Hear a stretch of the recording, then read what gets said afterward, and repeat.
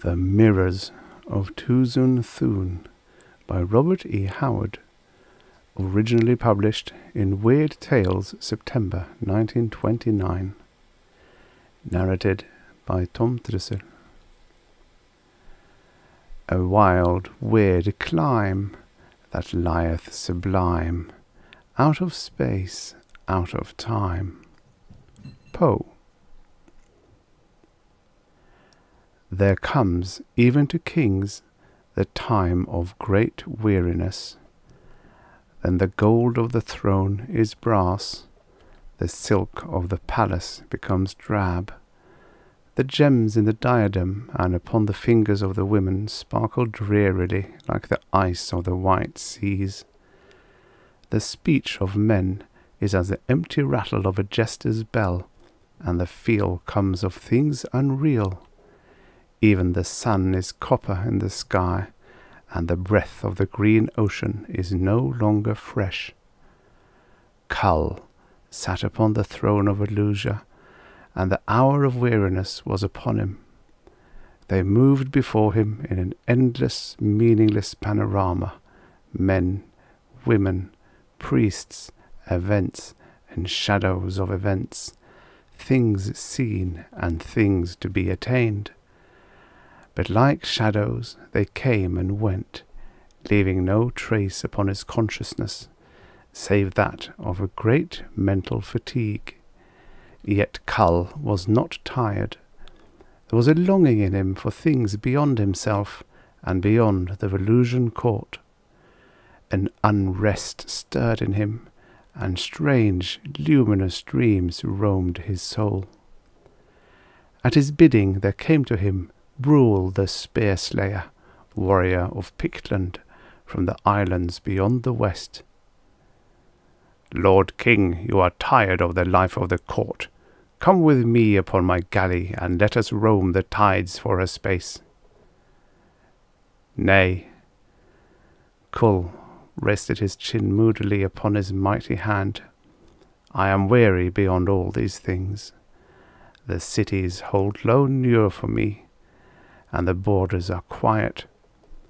I hear no more the sea songs I heard when I lay as a boy on the booming crags of Atlantis, and the night was alive with blazing stars. No more do the green woodlands beckon me as of old.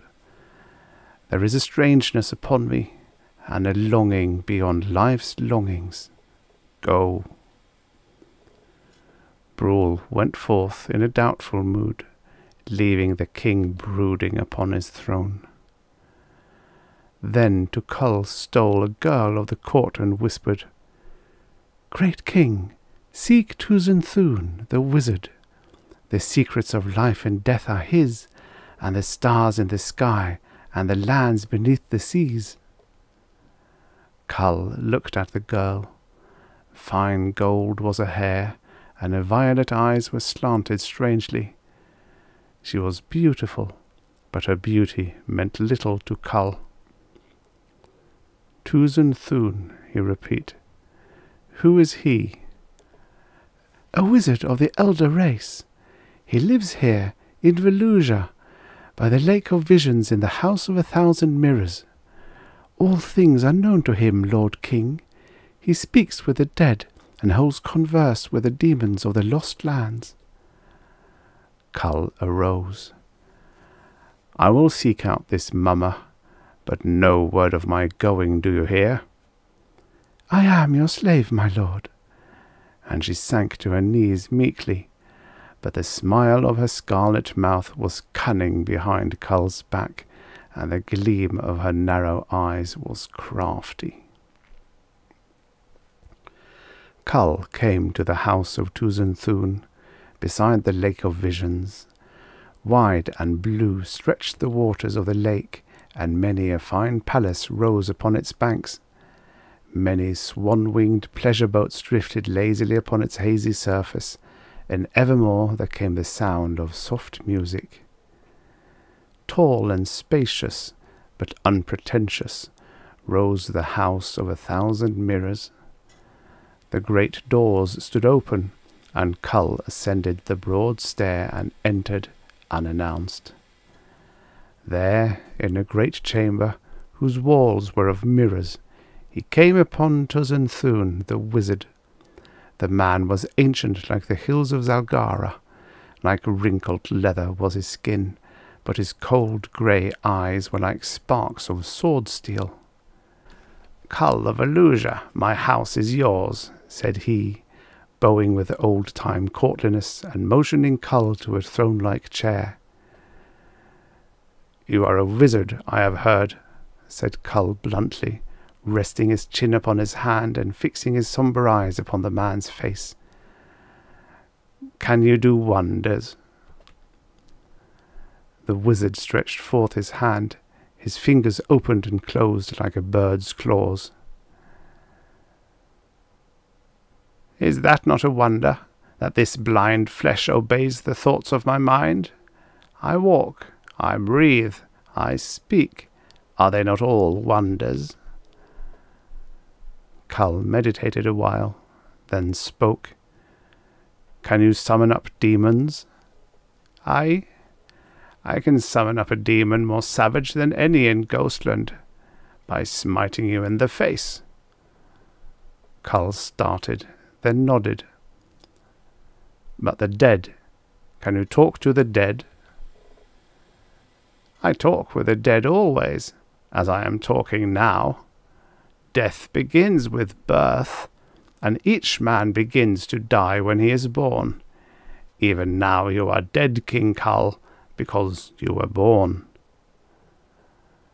But you are older than men become. Do wizards never die?" "Men die when their time comes. No sooner, no later. Mine has not come." Kull turned these answers over in his mind. "Then it would seem that the greatest wizard of Illusia is no more than an ordinary man, and I have been duped in coming here." Tuzun Thune shook his head. "Men are but men, and the greatest men are they who soonest learn the simpler things. Nay, look into my mirrors, Kull." The ceiling was a great many mirrors, and the walls were mirrors, perfectly jointed, yet many mirrors of many sizes and shapes. "Mirrors are the world, Kull," droned the wizard. "Gaze into my mirrors, and be wise." Kull chose one at random, and looked into it intently. The mirrors upon the opposite wall were reflected there, reflecting others, so that he seemed to be gazing down a long luminous corridor, formed by mirror behind mirror, and far down this corridor moved a tiny figure. Kull looked long ere he saw that the figure was a reflection of himself. He gazed, and a queer feeling of pettiness came over him. It seemed that the tiny figure was the true Kull, representing the real proportions of himself. So he moved away and stood before another. "Look closely, Kull. That is the mirror of the past," he heard the wizard say. Grey fogs obscured the vision, great billows of mist, ever heaving and changing like the ghost of a great river. Through these fogs Kull caught swift fleeting visions of horror and strangeness. Beasts and men moved there, and shapes neither men nor beasts. Great exotic blossoms glowed through the greyness. Tall tropic trees towered high over reeking swamps, where reptilian monsters wallowed and bellowed. The sky was ghastly with flying dragons, and the restless seas rocked and roared and beat endlessly along the muddy beaches. Man was not, yet man was the dream of the gods, and strange were the nightmare forms that glided through the noisome jungles. Battle and onslaught were there, and frightful love. Death was there, for life and death go hand in hand. Across the slimy beaches of the world sounded the bellowing of the monsters, and incredible shapes loomed through the steaming curtain of the incessant rain. "This is of the future." Kull looked in silence. "See you, What? A strange world, said Kull heavily. The 7 empires are crumbled to dust and are forgotten. The restless green waves roar for many a fathom above the eternal hills of Atlantis. The mountains of Lemuria of the west are the islands of an unknown sea. Strange savages roam the elder lands, and new lands flung strangely from the deeps, defiling the elder shrines. Velusia is vanished, and all the nations of today, they of tomorrow, are strangers. They know us not. Time strides onward, said Tuzun Thune calmly. We live today. What care we for tomorrow, or yesterday? The wheels turns, and nations rise and fall. The world changes, and times return to savagery to rise again through the long ages. Ere Atlantis was, Velusia was, and ere Velusia was, the elder nations were. Aye, we too trampled the shoulders of lost tribes in our advance. You, who have come from the green sea hills of Atlantis to seize the ancient crown of Velusia, you think my tribe is old. We who held these lands ere the Velusians came out of the east, in the days before there were men in the sea lands. But men were here when the elder tribes rode out of the wastelands, and men before men, tribe before tribe. The nations pass and are forgotten, for that is the destiny of man. Yes, said Kull. Yet is it not a pity that the beauty and glory of men should fade like smoke on a summer sea? For what reason, since that is their destiny? I brood not over the lost glories of my race, nor do I labour for races to come. Live now, Kull, live now. The dead are dead, the unborn are not. What matters men's forgetfulness of you when you have forgotten yourself in the silent worlds of death? Gaze in my mirrors, and be wise. Kull chose another mirror, and gazed into it. That is the mirror of the deepest magic. What see ye, Kull? Naught by myself. Look closely, Kull. Is it in truth you? Kull stared into the great mirror, and the image that was his reflection returned his gaze. I come before this mirror, mused Kull, chin on fist, and I bring this man to life. This is beyond my understanding, since first I saw him in the still waters of the lakes of Atlantis, till I saw him again in the gold-rimmed mirrors of Velusia. He is I, a shadow of myself, part of myself. I can bring him into being or slay him at my will, yet— He halted, strange thoughts whispering through the vast dim recesses of his mind like shadowy bats flying through a great cavern. Yet where is he when I stand not in front of a mirror? May it be in man's power thus lightly to form and destroy a shadow of life and existence? How do I know that when I step back from the mirror, he vanishes into the void of naught? Nay, by Valka, am I the man, or is he?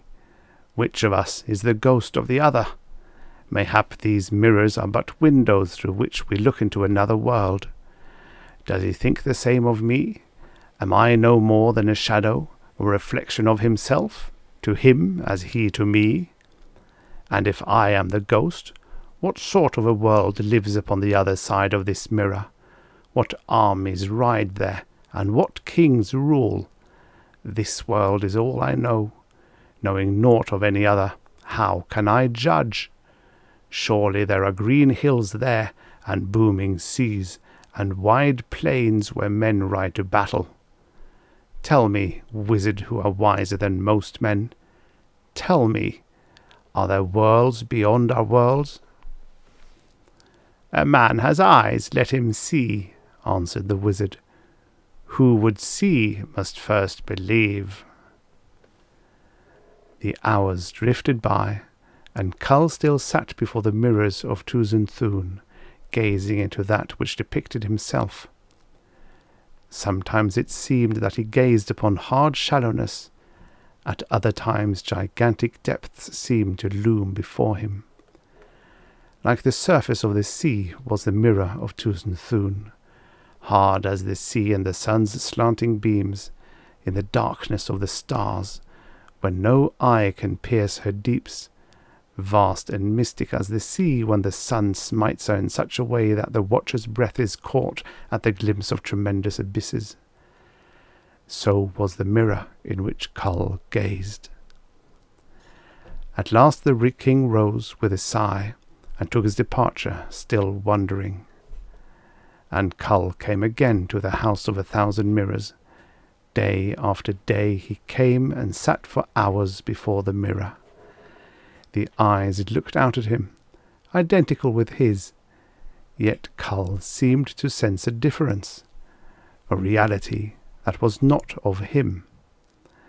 Hour upon hour he would stare with strange intensity into the mirror. Hour after hour the image gave back his gaze. The business of the palace and of the council went neglected. The people murmured. Kull's stallion stamped restlessly in his stable, and Kull's warriors diced and argued aimlessly with one another. Kull heeded not. At times he seemed on the point of discovering some vast, unthinkable secret. He no longer thought of the image in the mirror as a shadow of himself. The thing to him was an entity, similar in outer appearance, yet basically as far from Kull himself as the poles are far apart. The image, it seemed to Kull, had an individuality apart from Kull's. He was no more dependent on Kull than Kull was dependent on him. And day by day Kull doubted in which world he really lived. Was he the shadow, summoned at will by the other? Did he, instead of the other, live in a world of delusion, the shadow of the real world? Kull began to wish that he might enter the personality beyond the mirror for a space, to see what might be seen. Yet, should he manage to go beyond that door, could he ever return?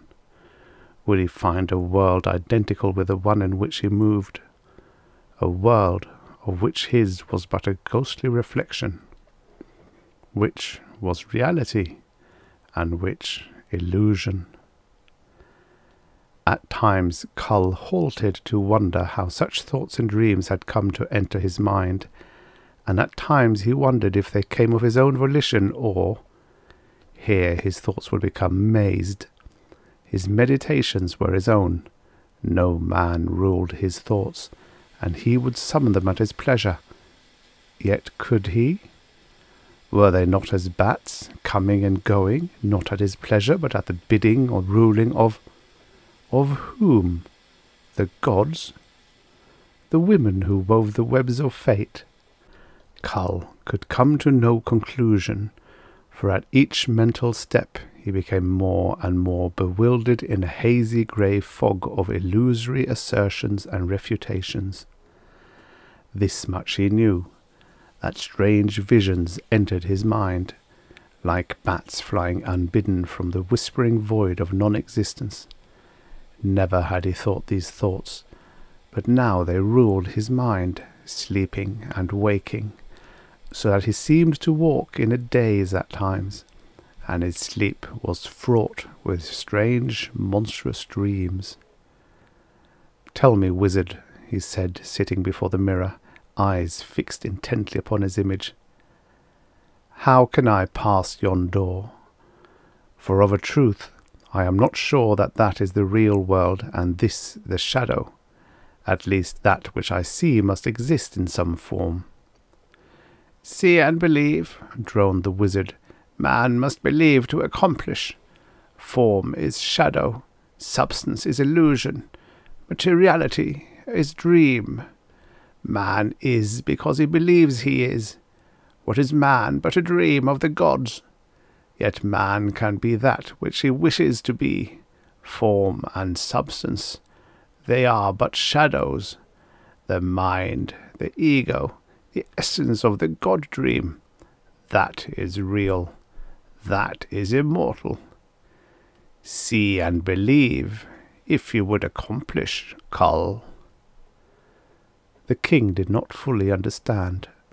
He never fully understood the enigmatical utterances of the wizard, yet they stuck somewhere in his being a dim responsive chord. So day after day he sat before the mirrors of Tuzun Thune. Ever the wizard lurked behind him like a shadow.